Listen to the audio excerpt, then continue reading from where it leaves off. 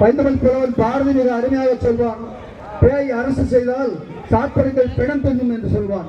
அதே போல இன்றைக்கு ஒரு பேய் ஆட்சி நடந்து கொண்டிருக்கிறது. எனவே நல்ல விஷயங்கள் எல்லாம் மறைந்து கொண்டே இன்றைக்கு சத்துணவு தந்த சரித்திர நாயகன் புரட்சி தலைவன் ஆட்சியுடனும் ஆலயம் தோறும் அன்னதானவன் அன்னபூரணி புரட்சி தலைவி அம்மாவுடன் ஆட்சியுடனும் ஏழரை சதம் இடஒதுக்கீடு தந்து மாவட்ட கழகத்தின் இணைச் செயலாளர் அன்பு சகோதரி ஜான்சிராணி அவர்களே, மாவட்ட கழக பொருளாளர் முன்னாள் பாராளுமன்ற உறுப்பினர் புரட்சி தலைவி அம்மா அவர்கள் நல்லாசி வரும் கழக பொதுச் செயலங்க மின் கட்டண உயர்வு, நியாய விலை கடைகளில் பருப்பு பாராளுமன்ற உறுப்பினர் அம்பாசமுத்திர மக்களின் நம்பிக்கை நட்சத்திர மன்னன் அவர்களே, நாங்குநேரி முன்னாள் சட்டமன்ற உறுப்பினர் அண்ணன் ரெட்டியார்பட்டி நாராயணன் அவர்களே,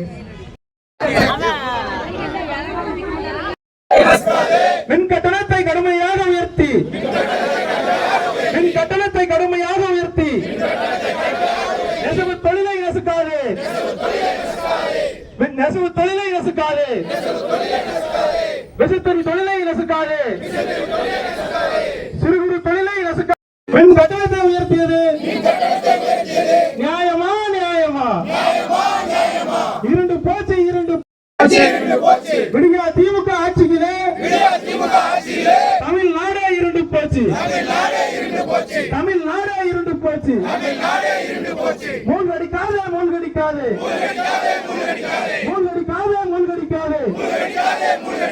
தமிழக மக்கள் இருளில் மீண்டும் மாஞ்சோலையை பத்தி பேசலாம்.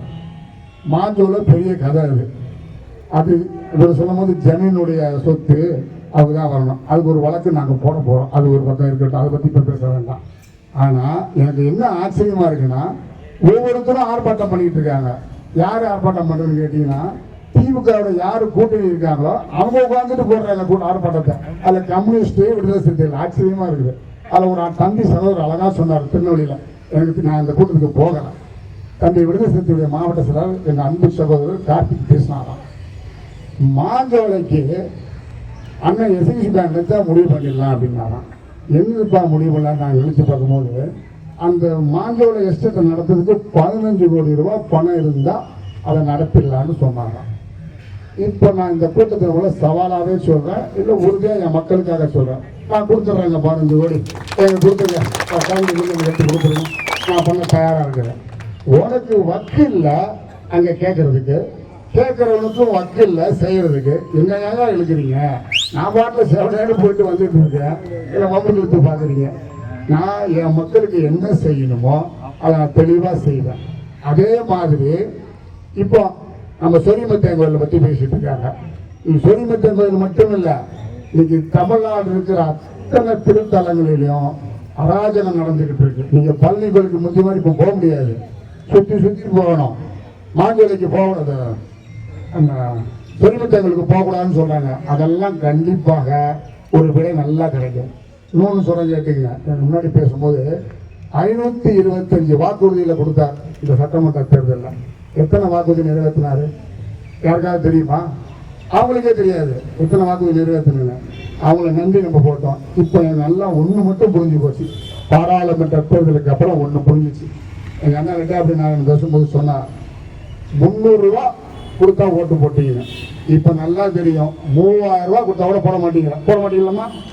போடுவீங்களா? 3001 கொடுத்தா போடுவீங்களா? போட மாட்டீங்க. அடுத்து ஏன்னா இந்த ஆட்சியுடைய அவல நிலைமை இன்னைக்கு ஸ்டார்ட் ஆயிடுச்சு. என்னைக்கு கரண்டை தொட்டாங்களோ அன்னைக்கே ஸ்டார்ட் ஆயிடுச்சு. இப்படி நிறைய சொன்னாங்க. காவல்துறை நான் எப்பயுமே குறைச்சி பேச மாட்டேன். காரணம் என்னன்னு கேட்டீங்கன்னா, எல்லாரும் ஏவல் துறைன்னு சொன்னாங்க. ஆமா, ஏவல் துறை தான்.